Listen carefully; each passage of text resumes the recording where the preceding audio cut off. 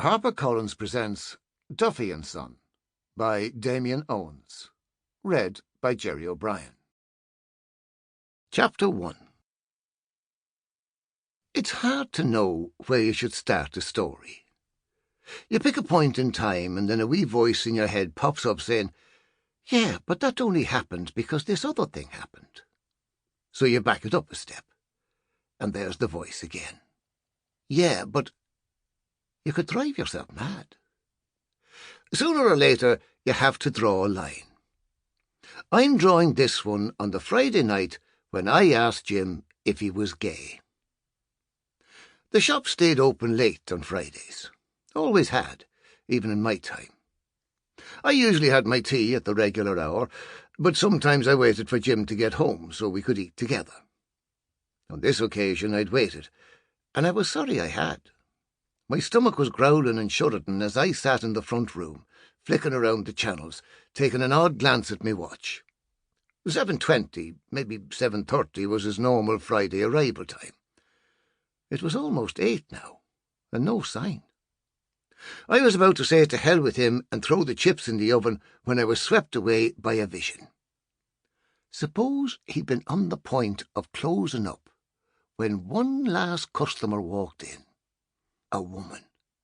Early 30s, say. Not too hard to look at. Pleasant. Suppose she was trying to put up a shelf or do some other simple thing and was all embarrassed because she didn't know what she needed. Suppose Jim made some wee joke and she smiled. Suppose he showed her what to buy and the two of them fell into a conversation. Suppose there was no awkwardness, no ugly silences, like they'd known each other for years.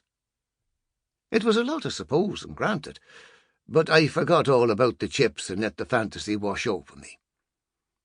I was just losing the run of myself altogether, naming the grandchildren, when I heard a key scratching its way into the front door. A moment later, Jim stuck his head into the room. "Ta. Well, you got held back. Some idiot dropped a thing of wood stain and the fucker burst open. Had to clean it up. Shite. Did you eat anything yet?" "No, waiting on you." "I'll throw a few chips on." "Oh, it's all right. I'll sit where you are. Fish fingers?" "Grand. And a few peas, maybe?" "Yeah, we'll push the boat out since it's Friday. Party night." He smiled thinly and left. When I was alone again, I stared out the window, not sure if I felt angry or sad. Party night. He was joking, of course. Still, what kind of existence was this? About to turn 40 and still stuck at home with his old man, who was about to turn 70. No social life, no hobbies to speak of, no women anywhere. Not only that, as far as I could tell, he had no interest in getting any of those things. The last one least of all. Why? Did he like the idea of dying alone? Was there something wrong with his lad? Did he have one of those unusual mental problems where you're convinced you're brutally ugly, even though you're just averagely ugly? Or was it something else? Something more basic? I'd wondered if he might prefer men plenty of times over the years. I always brushed the thought away pretty sharpish, partly because I knew he'd had the odd girlfriend in the past, but mostly because I plain old didn't like the idea. It wasn't that I had anything against the gays. Even back in the days when you were more or less encouraged to, I never had anything against the gays. It was their nature, and you can't argue with nature. Look at those fish that go about stuck to sharks. It wouldn't appeal to me, but that was the way God made them. Let them get on with it, and mind your own business. That was always my attitude.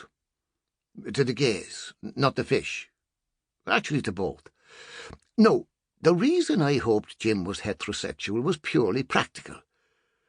Monaghan was a small town, and while I was sure it had the average percentage of gay men, I doubted it had enough of them to make Jim a shoo-in for finding love.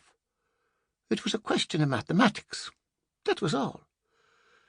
We didn't talk much as we ate. When we were having a cup of tea afterwards, Jim launched into a story about Packy McArdle. Packy was around my age. Sample complete. Ready to continue?